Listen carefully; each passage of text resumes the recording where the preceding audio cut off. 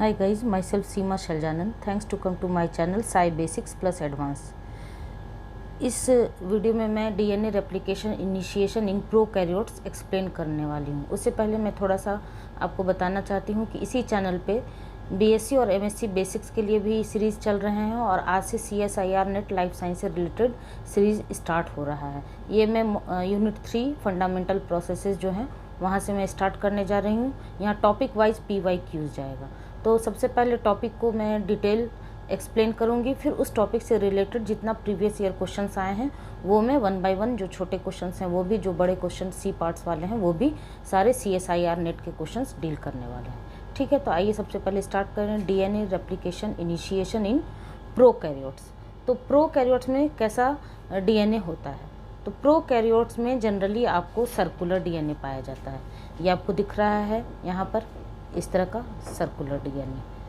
तो प्रोकैरियोट्स में क्या कहीं से भी रैंडम डीएनए रेप्लिकेशन स्टार्ट हो जाता है? तो नहीं, एक वन स्पेसिफिक लोकेशन से स्टार्ट होकर एक वन स्पेसिफिक लोकेशन पे जाके वो एंड करता है। और वो लोकेशन कौन सा होता है जहाँ से स्टार्ट होता है? उसको कहते हैं ओराई। ठीक है, तो जैसा कि आपको डायग्राम में शो हो रहा है यहाँ लेफ्ट साइड, यहाँ देखिए, यहाँ प्रोकैरियोट्स में एक सिंगल ही ओरिजिन होता है। यहाँ से ये दिख रहा है, ये अगर यहाँ हम फिर डिटेल में इसको जूम किए हैं, अभी हम उसको एक्सप्लेन कर रहे हैं, लेकिन ये इस साइड को क्या कहते हैं? ओराई साइट कहते हैं, सिंगल ओराई साइट। यहाँ से क्या होता है? रेप्लिकेशन स्टार्ट होता है। सर्कुलर डीएनए होता है, मोनो रेप्लिकोनिक होता है। मोनो क्योंकि एक ही बार स्टार्ट होके और एंड होता है एक ही जगह पे, इस वजह से इसको क्या कहते हैं? मोनो रेप्लिकोनिक। और सेमी कंजर्वेटिव होता है। बच्चों, एक दूसरे वीडियो में मैं डिस्पर्सिव, सेमी कंजर्वेटिव और कंजर्वेटिव मोड ऑफ रेप्लिकेशन अच्छे से एक्सप्लेन करने वाली हूँ। इस टॉपिक पे हमें इस वीडियो में क्या डिस्कस करना है? DNA replication initiation. तो ये छोटा सा इंट्रोडक्शन हो गया। उसके बाद replication starts and and at one specific location. अभी मैंने आपको बताया replication starts and and at one specific locus. Replication where start called ori site, जहाँ से रेप्लिकेशन स्टार्ट होता है उसको क्या कहते हैं? ओराई साइट कहते हैं। And replication where and called terminus, जहाँ से रेप्लिकेशन एंड होता है उसको क्या कहते हैं? टर्मिनस साइट और टर साइट। डायग्राम में देखिए, यहाँ से आपको स्टार्ट हो रहा है, ये है आपका ओराई साइट यहाँ से, और यहाँ पर जाके एंड हो रहा है। चूँकि इसमें प्रोकैरियोट्स में कैसा रेप्लिकेशन देखा गया है? तो बाय डायरेक्शन, इस डायरेक्शन में और इस डायरेक्शन में। तो फिर इस तरह से आपको सिंगल टाइम में आके यहाँ जाके एंड करता है, दोनों तरफ से आके। कैसे होता है वो अच्छे से हम 1 बाय 1 पहले initiation, then elongation and then termination देखेंगे। तो अब इस ओराई साइट को मैंने जूम किया है। जूम करने के बाद यहाँ पर देखेंगे कि इस ओराई साइट में क्या क्या चीज़ पाए जाते हैं। तो यहाँ आपको कुछ R बॉक्स दिख रहा है और 13 मर साइट। तो ये जो है R1, R5, R2, R4, ये कुछ R बॉक्सेस हैं जो 9 मर मीन्स यूनिट होता है। तो 9 बेस पेयर के बने होते हैं, और 3 13 मर होते हैं, मीन्स 13 बेस पेयर के यूनिट बने होते हैं। इसी R1 और R5 के बीच क्या होता है? IHF। IHF का फुल फॉर्म क्या होता है? Integration host factor. और R2 एंड R4 के बीच क्या होते हैं? FIS। ये डीएनए बाइंडिंग प्रोटीन है। इस IHF और FIS का क्या काम है? तो इस IHF और FIS का काम होता है कि ये इनिशिएशन को इन्हांस करता है। ठीक है, और ये जो आपको दिख रहा है 9 मर साइट को हम क्या कहते हैं? डार साइट, डीएनए असेंबली रीजन। यहीं पर जो डीएनए ए प्रोटीन होते हैं वो आके असेंबल होते हैं और यहाँ से इनिशिएशन स्टार्ट करते हैं। और ये जो 13 मर रीजन है उसको क्या कहते हैं? DUE region. इसका फुल फॉर्म क्या होता है? DNA unwinding element. तो अब इस डार साइट पे क्या क्या होता है देखिए, यहाँ निगेटिव सुपर क्वाइलिंग स्टार्ट होता है। Negative super coiling occurs here when DNA A protein binds at R boxes और 9 मर साइट। जब इस R बॉक्सेस पर, अभी हम नेक्स्ट डायग्राम में देखने वाले हैं, डीएनए ए प्रोटीन आके बाइंड करते हैं तो 9 मर साइट पे, तो क्या होता है? इनिशिएटर प्रोटीन आता है डीएनए ए प्रोटीन और वहाँ से स्टार्ट करता है। दीज बॉक्सेस, इस बॉक्सेस का क्या काम है? R बॉक्सेस का। तो these boxes increase affinity for initiation of DNA replication. तो ये छोटा सा इंट्रोडक्शन हुआ किसके बारे में? ओराई साइट के बारे में। बच्चों, अब CSIR नेट बहुत ही स्पेसिफिक बेसिस पे क्वेश्चन पूछने लगा है, इस वजह से मैंने ये प्रोटीन IHF और FIS का भी एक्सप्लेनेशन यहाँ बता दिया है। अगर बुक की बात करें तो यहाँ देखिए, ये कुछ टेबल्स हैं जो डीएनए ए प्रोटीन और डीएनए बी प्रोटीन, डीएनए सी अभी हम आगे डिस्कस करने वाले हैं, एचयू प्रोटीन, एफआईएस और आईएचएफ, इन सारे प्रोटीन्स के फंक्शंस के बारे में दिए हुए हैं इस टेबल के बारे में। तो पहले हम डिटेल एक्सप्लेनेशन देखेंगे तब इस टेबल पर आएंगे। ये क्या हो गया, ओराइसाइट का एक्सप्लेनेशन। अब आइए नेक्स्ट स्लाइड पे हम चलेंगे कि किस तरह से डीएनए रेप्लिकेशन स्टार्ट होता है। यहाँ आपको दिख रहा है, ये है आपको कहीं कहीं किसी बुक में 4 9 साइट होते हैं, किसी बुक में 5 भी होते हैं। तो इसी 9 साइट पे कौन बाइंड करता है, डीएनए ए प्रोटीन, जो कि इनिशिएटर प्रोटीन के नाम से जाना जाता है। तो when DNA A protein binds at 9 site, negatively super coiling occurs here, makes a loop around this protein. इस प्रोटीन को चारों तरफ से, डीएनए ए प्रोटीन को 9 साइट पूरे चारों तरफ से रैप कर लेता है और एक लूप लाइक स्ट्रक्चर, ये आपको डायग्राम में शो हो रहा है, यहाँ लूप लाइक स्ट्रक्चर बनता है। अब इस लूप की वजह से क्या होता है, तो these loop induces topological stress and causes denaturation of AT rich region at 13 number. इस लूप बनने की वजह से क्या होता है, टोपोलॉजिकल स्ट्रेस क्रिएट होता है, जिस वजह से क्या होता है, इस 13 नंबर साइड पे वो स्ट्रेस मेल्टिंग करवा देता है, किसका, 13 नंबर रीजन का।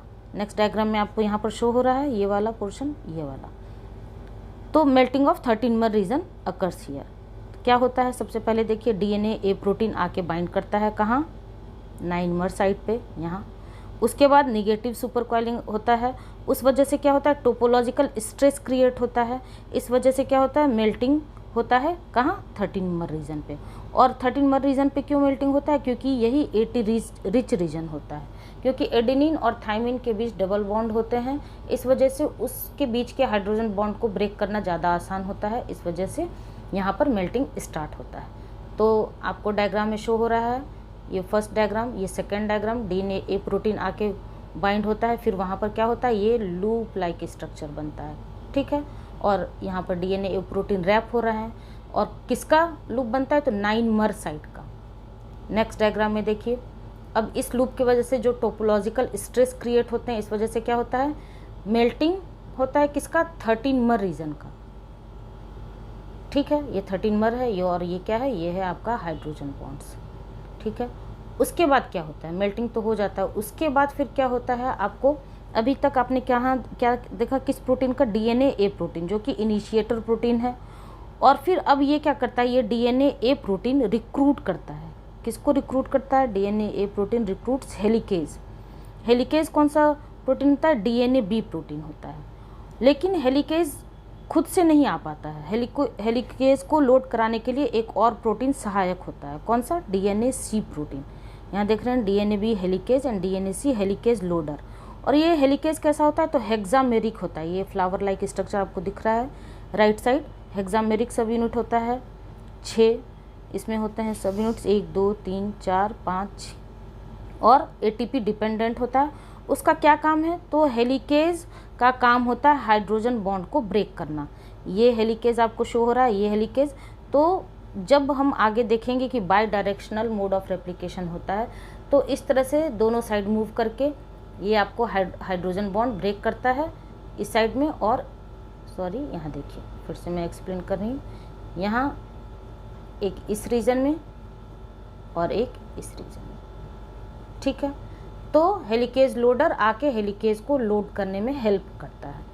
लेकिन डीएनए सी भी आपका क्या है, एटीपी डिपेंडेंट होता है। DNA B also ATP dependent and DNA C also ATP dependent, ठीक है। अब आइए नेक्स्ट डायग्राम में, हेलिकेज को लोड कराने के बाद क्या होता है, अब चूंकि हाइड्रोजन बॉन्ड तो दोनों साइड ब्रेक हो रहा है, तो दोबारा से री एनिलिंग ना हो जाए, इस वजह से कौन आता है, single stranded binding protein, SSB protein आते हैं, यहाँ देखिए। और एसएसबी का क्या काम है, एसएसबी का काम है प्रिवेंट री एनिलिंग, ये री एनिलिंग को प्रिवेंट करता है। और रेप्लिकेशन फोर्क, जब अभी आगे हम रेप्लिकेशन बबल देखेंगे, तो एक रेप्लिकेशन में फोर्क में अप्रॉक्सीमेटली 60 आपको एसएसबी प्रोटीन होते हैं। यहाँ आपको पर्ल लाइक, मोती लाइक स्ट्रक्चर दिख रहा है ग्रीन कलर में, तो उसको क्या कहते हैं, एसएसबी प्रोटीन। ये बाइंड होके इसको यहाँ पर दोबारा से री एनिल ना हो जाए, इससे प्रिवेंट करवाता है। अब उसके बाद फिर नेक्स्ट स्टेप में क्या होता है, तो रेप्लिकेशन बबल का फॉर्मेशन होता है। तो ये बीच में आपको ये रेप्लिकेशन बबल शो हो रहा है यहाँ से यहाँ तक, ठीक है। तो एक रेप्लिकेशन बबल में आपको अगर बीच से इसको ओराई साइड को डिवाइड करें तो 2 रेप्लिकेशन फोर्क बन रहा है। दिख रहा है आपको ये वाई शेप्ड रेप्लिकेशन फोर्क, ये वाई शेप्ड रेप्लिकेशन फोर्क अगर इसको इस तरह से देखें तो ठीक है, और एक इस डायरेक्शन में। तो रेप्लिकेशन बबल तो एक है लेकिन रेप्लिकेशन फोर्क 2 यहाँ क्रिएट हो रहे हैं। उसके बाद फिर क्या होता है, ये जो हेलिकेज है वो डीएनए जी को रिक्रूट करता है। ये जो हेलिकेज डीएनए बी प्रोटीन है वो किसको रिक्रूट करता है, डीएनए जी को। क्यों रिक्रूट करता है, ताकि डीएनए जी एक प्राइमेज होता है, वो प्रोवाइड करता है क्या, primer to DNA polymerase enzyme को। अब इस प्राइमर की क्या नीड होती है, तो जो डीएनए पॉलीमरेज होता है वो अपने आप उसकी 2 रिक्वायरमेंट होती है, एक तो उसको 3' OH चाहिए और दूसरा टेम्पलेट चाहिए। तो इसको खुद से तो 3' OH मिल नहीं सकता है, तो ये जो डीएनए जी प्राइमेज होता है वो आरएनए होता है, वो क्या करता है 3' OH प्रोवाइड करता है। जब हम इलोंगेशन अभी अच्छे से लीडिंग और लैगिंग स्ट्रैंड इन डिटेल देखेंगे तो किस तरह से वो 3' OH प्रोवाइड करता है वो भी देखेंगे। तो यहाँ पर आपको ये क्या शो हो रहा है, पर्पल कलर में हेलिकेज, ये ग्रीन कलर में प्राइमेज, और यहीं पर पॉलीमरेज आते हैं जो 3' OH प्रोवाइड करता है। प्राइमेज किसको, पॉलीमरेज को, किस लिए, फॉर पॉलीमराइजेशन। और इस तरह से यहाँ पर लीडिंग स्ट्रैंड और लैगिंग स्ट्रैंड का फॉर्मेशन होता है। तो जब हम इलोंगेशन देखेंगे तो अच्छे से इन डिटेल पूरा लीडिंग और लैगिंग स्ट्रैंड का कैसे फॉर्मेशन होता है वो भी देखेंगे। ये हो गया, ठीक है।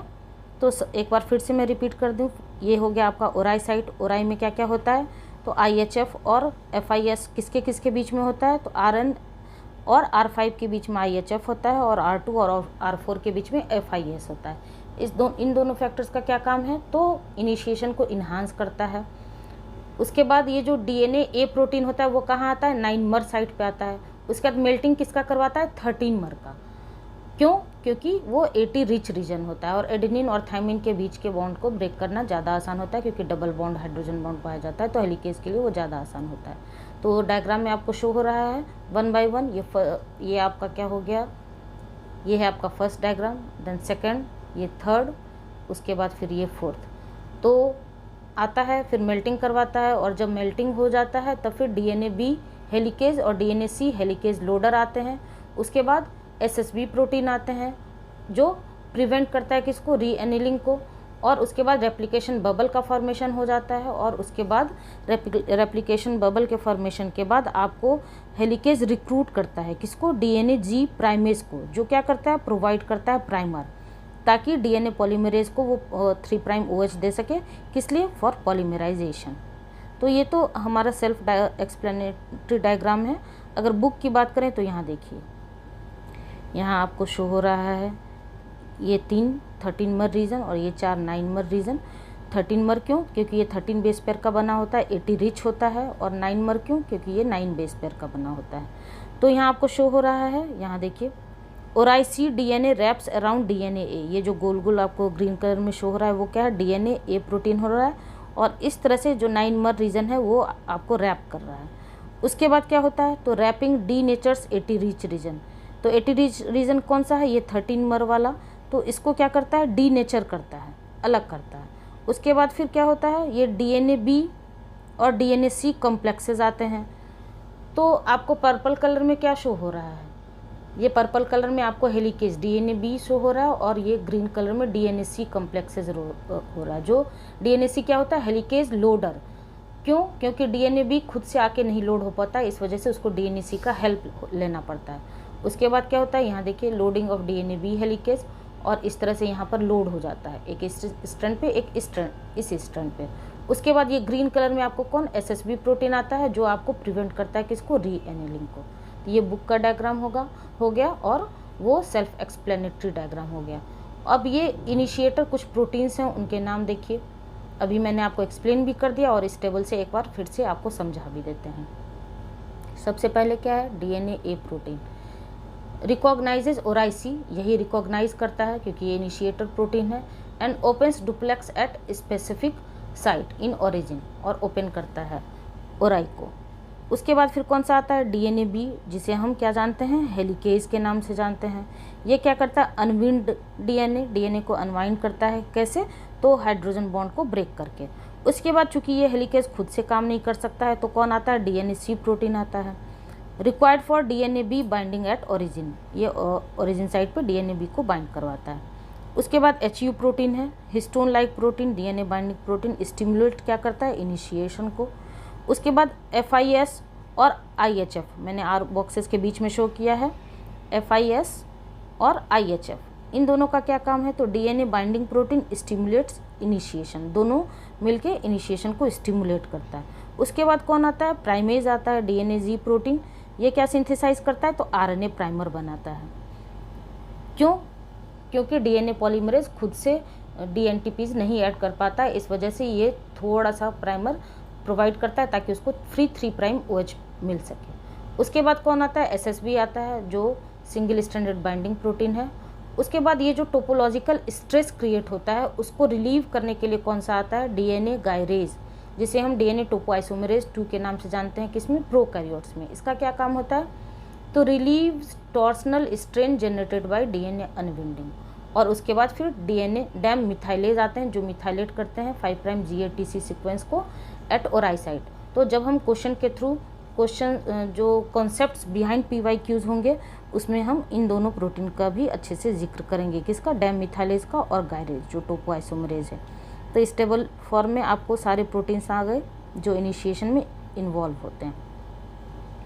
अब थोड़ा सा लास्ट में आप फ्लो चार्ट के माध्यम से समझिए क्या क्या होता है। तो origin recognition bye DNA A protein कहाँ आता है, एट 9 मर साइट, बाइंड्स एट 9 मर एंड क्रिएट टॉर्सनल स्ट्रेस, कहाँ, एट 13 मर। उस वजह से क्या होता है, तो मेल्टिंग होता है किसका, 13 मर साइट का। देन मेल्टिंग स्टार्ट्स एट 13 मर, 13 मर पर ही, क्यों, क्योंकि वो 80 रिच रीजन होता है। देन हेलिकेज लोडर आता है, DNA C helicase, load helicase DNA B को लोड करवाता है। उसके बाद एसएसबी प्रोटीन आते हैं, प्रिवेंट करते हैं किसको, री एनिलिंग को, ताकि आगे से हाइड्रोजन बॉन्ड ब्रेक होके पीछे से जुड़ ना जाए, इस वजह से एसएसबी उसको प्रिवेंट करते हैं। उसके बाद रेप्लिकेशन बबल का फॉर्मेशन होता है, एक रेप्लिकेशन बबल में 2 रेप्लिकेशन फॉर्क का फॉर्मेशन होता है। उसके बाद डीएनए जी प्राइमेज आते हैं जो क्या करते हैं, प्रोवाइड करते हैं प्राइमर, और DNA G primase provide primer to DNA polymerase for polymerization. उसके बाद फिर हम नेक्स्ट स्टेप में देखेंगे डीएनए पॉलीमरेज इन डिटेल हमें देखना है, क्योंकि इस पूरे डीएनए रेप्लिकेशन में मेन हीरो का काम कौन करता है, डीएनए पॉलीमरेज ही करता है। तो ये आपको DNA replication initiation in prokaryotes अच्छे से मैंने एक्सप्लेन कर दिया है। अब इसके बाद जो प्रीवियस 10 ईयर्स पेपर्स में जो छोटे क्वेश्चंस आए हैं वो भी, और जो बड़े क्वेश्चंस आए हैं वो भी CSIR नेट लाइफ साइंस के एग्जामिनेशन में, वो अच्छे से 1 by 1 हम इन डिटेल एक्सप्लेनेशन देखेंगे।